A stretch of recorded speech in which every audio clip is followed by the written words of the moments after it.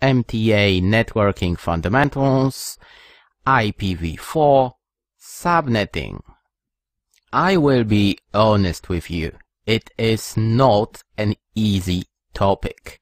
I was really surprised a few years ago when I started teaching MTA Networking Fundamentals for the first time. I was really surprised that Microsoft decided to add that topic, and I'm very happy they did that because, you know, I do the same. I like to introduce subnetting straight away because you need time. That's all I have to say. In a few minutes, when we go through our first example, I can guarantee that you will not understand 100%. And it's not that I'm a bad teacher. I hope I'm not. It is something that, you know, you just need some time, if you know what I mean. If, let's say in 5 minutes or 10 minutes, if you say, yeah, kinda, yeah, maybe, that's all I need. Okay, you have to watch it again, watch some other lectures. There is a really nice document that I prepared for you with everything that you have to know about subnetting, even, you know, more advanced topics that are not in MTA. I decided to include everything so you can read and, you know, just learn more about subnetting. Why not? Let's get started. Ready? Let's start with a very simple example. I was given 192.168.1.0/24. I was given an IP address like that. Now the first thing we have to discuss and explain is this number. What is /24? Because it's like, okay, I know some subnet masks, okay, I know it's 255.255.255.0, it's just an example, but what is this 24? Now I want you to focus. 24, it is the number of bits in your subnet mask, the number of ones in your subnet mask. And you all go, what do you mean? Here we go. 24 ones. Let me do that for you. 1, 2, 3, 4, 5, 6, 7, 8. 1, 2, 3, 4, 5, 6, 7, 8. 1, 2, 3, 4, 5, 6, 7, 8. 1, 2, 3, 4, 5, 6, 7, 8. That is in binary. If you convert all these numbers back to decimal, you will get 255.255.255.0. Now, not sure if you know how to convert to binary. If you do not remember how to do that, we'll go through one example to make sure that you know how to do that. When we just do subnetting in a few moments, I'll show you how you can do that. Does that make sense? Okay, 24 ones. Okay, 8, 8, 8, 24 ones. I hope you're okay with that. Let's move on. Now, you have the following question. 192.168.1.0/24. Now, they told you the following thing. Can you be so nice and divide this network into 5 sub-networks? What does it mean? Unfortunately, that's what I mentioned. We do not have enough IP addresses. The same applies to private IP addresses. You can think, oh yeah, we have, you know, thousands, millions of IP addresses. Well, there are companies that need more than that, and you can't just assign a network here and there. For instance, if you just need a point-to-point connection, just imagine you have 2 routers and they're connected to each other. How many IP addresses will I need? Yeah, 2. 1, 2. That's it. Is it possible I will need more than that? Not really. For a point-to-point connection, I will just need 2 IP addresses. How many IP addresses can I get in a network like that? Do you remember? 0 is network. Yeah, we start with 1. What is the last IP address? The last IP address is 254. Usable IP address. And 255 is a broadcast address. Broadcast address. Okay, broadcast means that I want to send a message to everybody. It means I am not allowed to use the first one, which is my network address, and the last one, which is my broadcast address. So I will ask again, how many usable IP addresses will I get? 254. How many do I need? Well, I need 2 IP addresses, so I am going to use 2 IP addresses, and 254 are available. It's not a good thing, we don't do it like that. Let's go back to our example. I know I need 5 sub-networks. Subnetting is easy. Well, I said it was difficult. What I mean by that is it is easy because you just have to follow a few steps, and every time it is the same. That's why the key is to do it again, and over again. And then if you're tired and you said, no, I don't want to do subnetting anymore, do it again and again and again. Okay, the first thing you have to do, you have to convert the number of networks you need into binary. It means I have to convert number 5 to binary. 5 to binary. That's what I have to do. Not sure if you remember how you can do that. I will, just in case, I'll show it to you. We start with a table.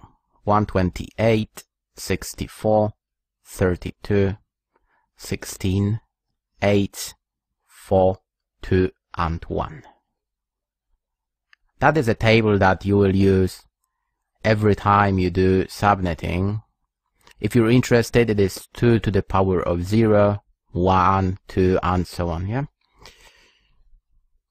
Let me just remove it. Okay.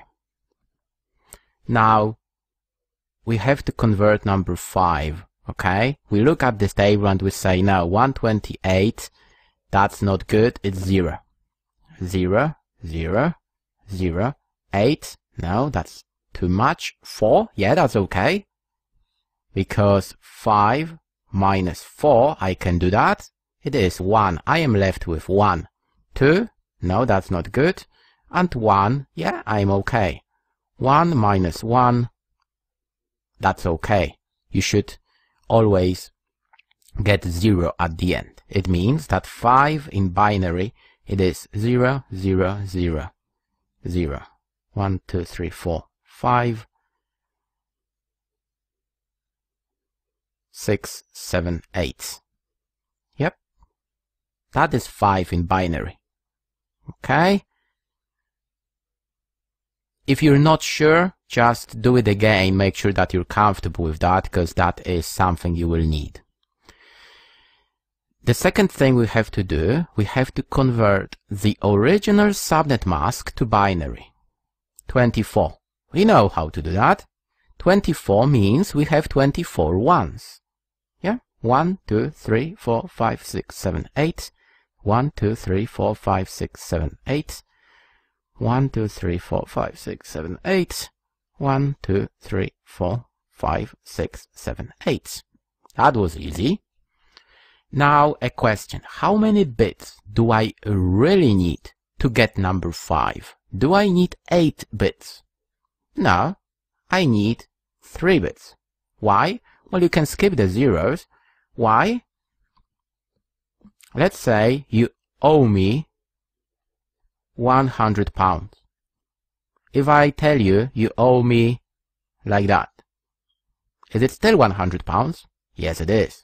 That's why we need 3 bits, at least 3 bits, to get number 5. It has been easy so far, to be honest. Now it is the tricky part. You have to memorize how to do that. When you look at the original subnet mask, you are not allowed to touch anything with 1 inside, because 1 is network and 0 is host. Okay? You're not allowed to touch anything with 1 inside. It means you're not allowed to touch the first 3 octets. It means they're not going to change. Now you have to take 3 bits from the last octet, because it's the only place that is available for you. How are we going to do that? We'll just do it like this. 1, 2, 3, 4, 5, 6, 7, 8. So the new subnet mask is 1, 2, 3, 4, 5, 6, 7, 8. It doesn't change. 8. 1, 2, 3, 4, 5, 6, 7, 8. 1, 2, 3, 4, 5, 6, 7, 8. Now if I ask you to write it like that, what is it? /20? You have to count all ones, so it's 24, 25, 6, 27. Okay, our new subnet mask is /27. That is our new subnet mask. If you want to write it, that is in binary. If you want to write it 255, 255, 255 dot, now you have to convert this number back to decimal. It's in binary, 1, 2, 3. And then you go back to this table, 1, 2, 3, 4, 5, 6, 7, 8. And then you have to add all numbers. 128 plus 64 plus 32. Okay, does that make sense so far? Let me remove a few things from the screen and we'll continue. Okay, I am ready. So let's summarize what we have calculated so far. We know our new subnet mask is /27 and we know we need 3 bits. Okay, that's good. That's a lot. Now the last step. We have to create our ranges. What does it mean? They asked for 5 subnetworks. It means that we have to create 5 subnetworks. We need an increment. We need something that will allow us to make it happen. We need a number. Is it like 192.168.1.0, then it's .10, .20, so the increment is 10? What is it? We don't know. And now again, a tricky part. The increment is the last digit in your subnet mask. Then you go back to this table and you check it.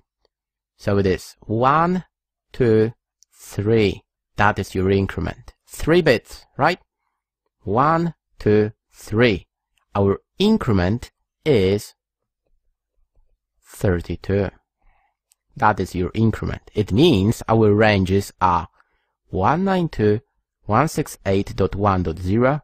Then you don't fill the right hand side, just go below 192.168.1. Our increment is 32.